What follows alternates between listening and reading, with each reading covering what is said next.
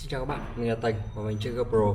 Thì hôm nay mình sẽ giới thiệu với các bạn cái cách để bật một cái chức năng là khóa đường chân trời của GoPro Hero 9 Black. Đây là một cái chức năng rất là hay.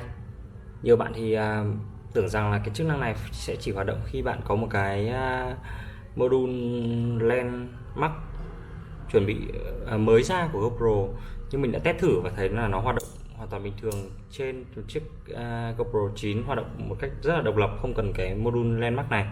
Thì sau đây mình sẽ hướng dẫn các bạn cách thao tác để bật cái chức năng này lên trong con GoPro.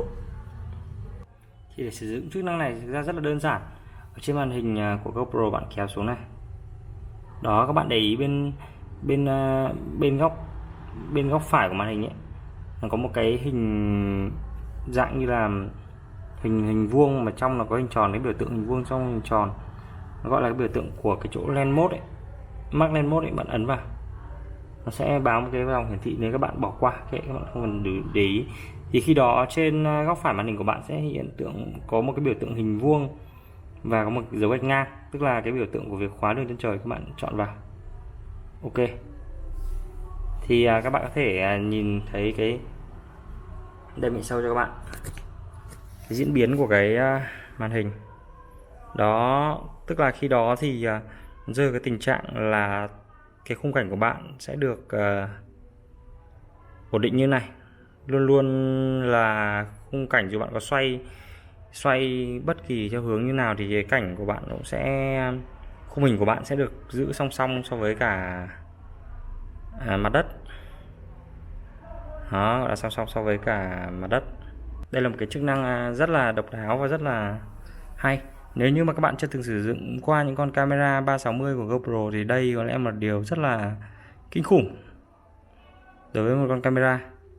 Thậm chí bạn có thể xoay tròn luôn mà nó vẫn sẽ giữ khung hình cho bạn. Đó, các bạn nhìn thấy chưa? Vẫn giữ khung hình luôn nhá, không hề thay đổi khung hình nhá. Với một số bạn thì tại sao các bạn lại không nhìn thấy cái nút hình cái chế độ max, cái chỗ chế độ max lens mode của GoPro 9? Thì sau đây mình sẽ hướng dẫn các bạn để bật cái nút chức năng đó lên. Rồi các bạn sẽ vuốt, đầu tiên các bạn vào màn hình menu này, sau đó các bạn sẽ vuốt sang, các bạn chọn Preference,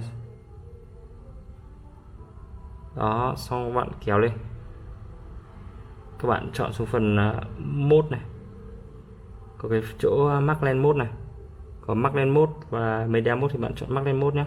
Sau đó bạn ấn nút sâu, bạn chọn sâu thì nó sẽ hiện lên cho bạn.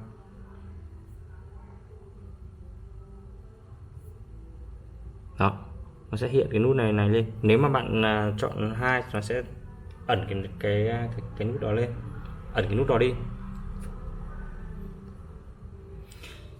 Thì mình cũng nói luôn là cái chế độ mà cân bằng đường chân trời horizon leveling, mình cũng không chắc là nó sẽ ứng dụng vào cái tình huống nào, nhưng mà nó thực sự là sẽ làm cho bạn sẽ có những cái đoạn video rất là sáng tạo.